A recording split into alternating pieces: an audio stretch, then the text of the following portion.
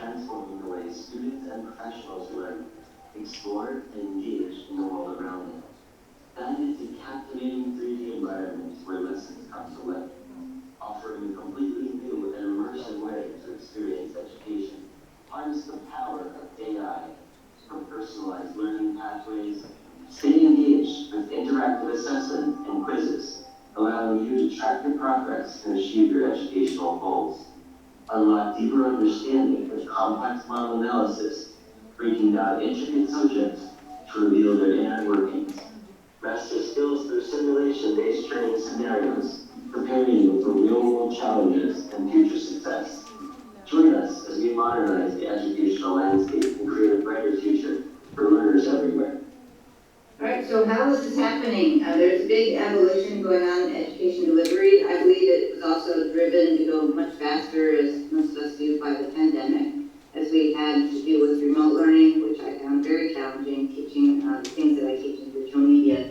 But it really came into the public around 2014 with Google Glass. We started to imagine how we can really change information in the way that we see it.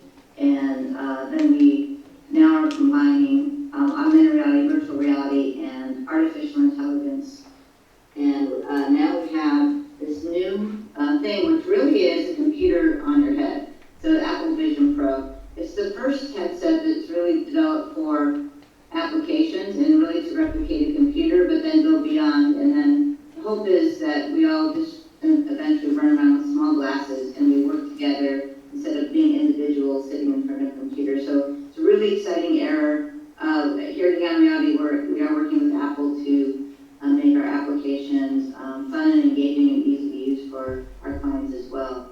So how is this happening? I want to start with a lot of us in this field are influenced by different things, of course academia, but also by pop culture. So we can imagine doing, education delivery and knowledge and working together and seeing things right in front of you without sitting in front of the computer. And these are some of my references growing up that kind of influenced the way that we think things are possible. So AI is here. It's not going away. And it's really converging with XR and AR, with AR and VR really quickly. So some of the things I want to point out, in 2022 is when it really hit industry, especially here in the United States, with DeepMind and Midjourney, doing beautiful 2D imaging with prompts and 360 images with Skybox, and I'll show you some quick examples. And of course, the OpenAI applications, including ChatGPT, Bard, and many that are coming on board almost daily. At this point, Adobe came on board this year with Firefly. I'll show you a couple images from there, Apple Vision Pro goggles, and so forth. So what's interesting in education delivery is how we kind of frame it to be a safe space for students. And so I put some of the applications there that are really coming into being. One of them, Unicorn Amigo, and that's more for a younger market, but it's a tutor that gives you kind of positive reinforcement instead of just the answer, and teaches you how to help yourself learn concepts in a better way. The little R over there, that's me making an image in Adobe Firefly in a couple of seconds. So these are some of the major applications being used now. So how is it looking for education delivery? So some things that you haven't maybe thought about or seen before. Right now I happen to be at a pediatric medical conference, so I wanted to show you some of the things that pediatric doctors are doing with AI. And here's an image from Children's Hospital of Orange County showing using AI to show parents about hernia operation in a nice way, but also asking questions about, what is this about? What are the different things? So here's the AI bringing up content and then reading back some Hernias are information. one of the most common medical conditions, affecting millions of people worldwide. Despite So the AI can take a subject and then bring My up name is content. Peter Geller, and I'm an associate professor of surgery. So so that's one of the ways that AI is working for doctors. A lot of different applications. Another one. So one of the areas that I work in, I start out with is cardiology. And in cardiology, there's a lot of training, of course, simulations, but there's also education training. So here's a quick example of AI working for for a mitral valve replacement? So let's look at a mitral valve procedure shown with AI and XR. Mitral valve replacement is a surgical procedure to replace a damaged or diseased mitral valve with an artificial valve. So here we see the initial content being brought up by AI. The first successful mitral valve replacement surgery was performed in 1960 by Dr. Here's a video related to cardiac surgery mitral valve replacement. Now you can watch that content and then go on and add additional levels to this experience. The procedure is performed using a catheter, which is inserted into the heart through a small incision in the chest. The new valve is then placed into the heart and the catheter is removed. Here we're looking at the procedure with over 30 portals brought up automatically with the AI assistant. Select to explain about the parts or show the process. I selected to show the process of the mitral valve replacement. 3. Remove the damaged mitral valve. 4. Replace the valve with a prosthetic valve. 5. Close the incision and monitor the patient's vital signs. 8. Schedule follow-up appointments to monitor the patient's progress. 9. Provide rehabilitation to help the patient regain strength and mobility. So we go through all of these portals and learn the procedure of the mitral valve replacement. Finally, let's wrap it up with a video going through the specifics of the procedure for the mitral valve replacement. So at this conference I'm at, I've been talking with a lot of cardiologists, and what they're doing is using this for the kind of pre-education, and then they do a simulation, and then the other thing that they do is they bring real images that they get from, for example, MRI or CAT scans, like a DICOM image, have 3D rendering of it, and they practice doing surgeries before the actual surgery so they can kind of try to foresee complications with that. So real images are now being brought in into this environment like XR, and then doing those practice surgeries before the real ones. That's a very quickly growing use of that type of technology.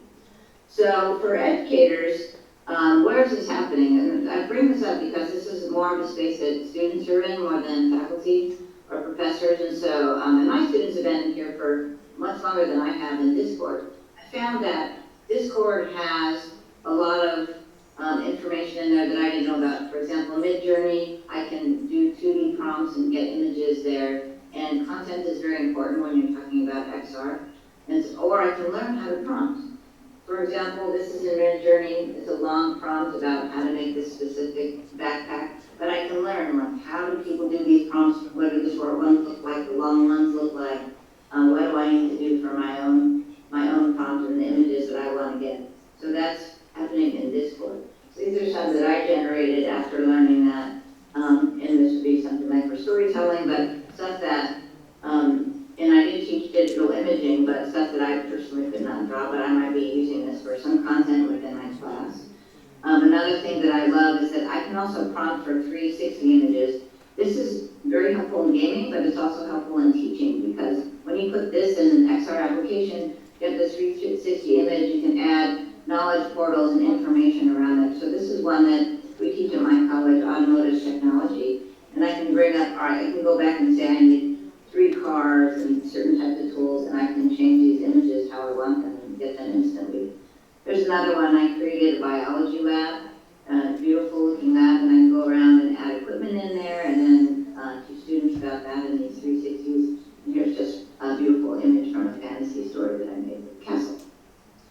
A couple of the others I mentioned, Adobe Firefly, it works a little differently. You prompt it and then you pick the type of image that you want. Like, you want a realistic image, a poster, do you want something that's fantasy? So it's Adobe's probably going to be one of the first ones as well with NVIDIA to do text to 3D or image to 3D. So we're looking forward to that this year. And then Midjourney, some of the images I made of medical equipment just by prompting. So right now, as far as Eon and myself, we're using ChatGPT 3 and 4. GPT-3 does not have a charge to it, and GPT-4 has more parameters. And you can also add things like adding images now. You can add PDFs or other information to train it, and then it gives you better answers back. So some of the things that we're using it for, directly addressing like individualized learning with students. They can ask questions and answers. They can use it as a tutor. It really changes the way that education delivery is framed, because now the students have a way to kind of dive into the questions that they have themselves, which I think is really critical for this current generation and the next generation. So this should be based on instructional design, so being able to personalize your experience, have an influence on content creation and adapt it to your learning style. And very important, it should be very accessible as well for all students with all kinds of disabilities. The avatar should be accessible, and the closed captioning as well. Some of the things to keep in mind when doing XR is we're still teaching, so we need to consider like how to use what we do already to prepare for our courses. And I use AI for me with all of these now. I'll give you a quick example. This is just an example of things that it can save. And in our application, everything that you interact with AI saves with a we can put peer-reviewed research in here. It cites everything that you're doing, so you get all your references, so that information is not lost to the teacher. Like, what are your students can find out. But this is what I wanted to show you. It's you can generate with a prompt like a lesson plan, and this is just one about planning a banquet for a culinary arts class. And I just started prompting it, and I got some lesson content, so I can use that or not use it, or use it as a guide to start. It gave me some activities, it gave me some goals for the attendees of the event. So content that I can type out myself, I can use this as a guide, or I can not use it. As far as being the professor, I'm in charge of my content that I'm delivering, so I'll be the judge of what that helps me with. But it does save a lot of time. It does give beautiful quizzes and information. This, by the way, is ChatGPT 3 that I'm showing right now. They generated, and it also generated the menu, so some stuff there. As far as imaging, this is Blender, which is a free application. So a lot of people ask, well, where do you get your images? I usually get them from Sketchfab, but they originate mostly in Blender or other 3D applications. And the reason I bring this one up is this has AI integration now, so those beautiful textures you see, you can just type in there what you want and it'll add textures. So the AI is already integrated into these applications. This is by NVIDIA. It also, with the prompts, it will generate a 3D image automatically and then texture it as well based on just prompts.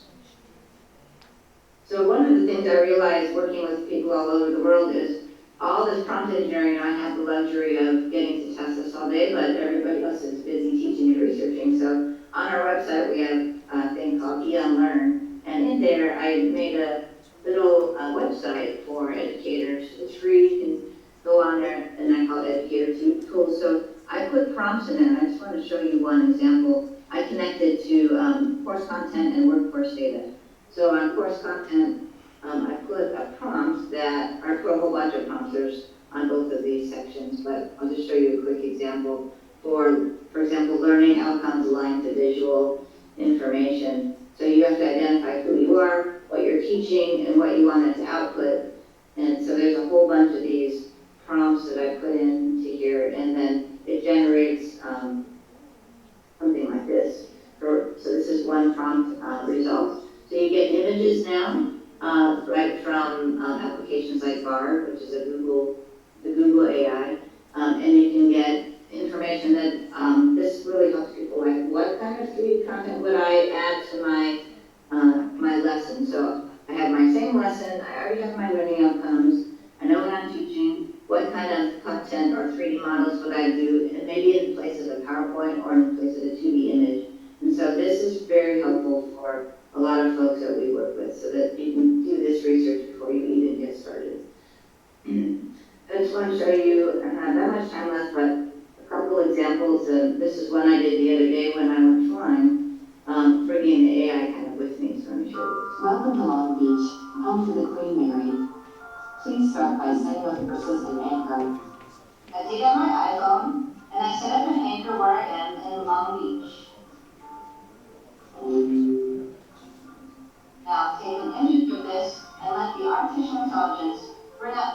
2020. And we see some matches on that bonanza. The avionics bonanza increases as a single mention.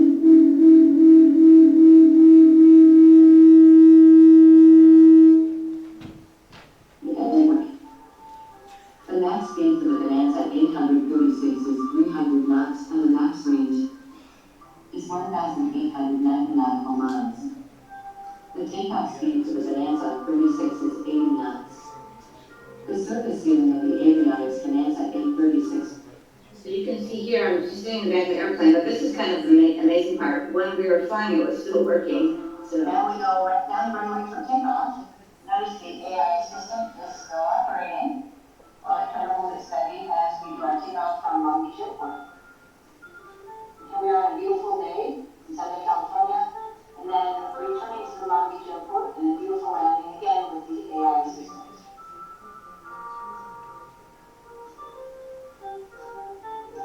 And now we're back at the maintenance hangar. So with this video I made was about maintenance and aviation. I'm not going to go through it all because of time, but basically with AI it can understand images, bring up the content, and so the teachers, you can put in your own content, but you can also get assistance, and that's what I'm talking about, being efficient with AI, so you can get all this content. So I got over 30 portals about all the avionics on this bonanza instantly while I was out there on the airplane. So one more thing I want to talk about that I think is really pretty cool is levels. So AI can talk to you at different levels. I did a quick example of about 8 different levels. Let me just show you a few seconds of this one as well. Welcome to the world of Beyond Personas, where you can pick a persona to deliver your information. The persona will deliver at the level that you desire. These include primary school level, Microphones that capture the sound of the strings and send it to an amplifier. They help make your guitar sound louder and more awesome. A Stratocaster finger guitar has 3 pickups that help create a signature sound. The pickups are magnets that detect the vibrations of the strings. So that's one of the things now that you can do is deliver content at the proper level that you want to do. And so you can do university level, you can be a law professor, you can even be a famous person like Albert Einstein. So this is really helpful for content delivery. Otherwise it's pretty generic, which is also fine. So, and this my mic is on. Okay, so, and I think I just got out of time, so let me just wrap it up. Just saying that, merging of AI and XR is what we're working on right now and what I'm concentrating on and teaching. It is affecting the way that the workforce is happening and the way that people are integrating the AI and XR into their daily work life. And that's a little bit about education and training, so with AI and XR. So I want to thank you for my time. And with that, I'll stop showing my screen.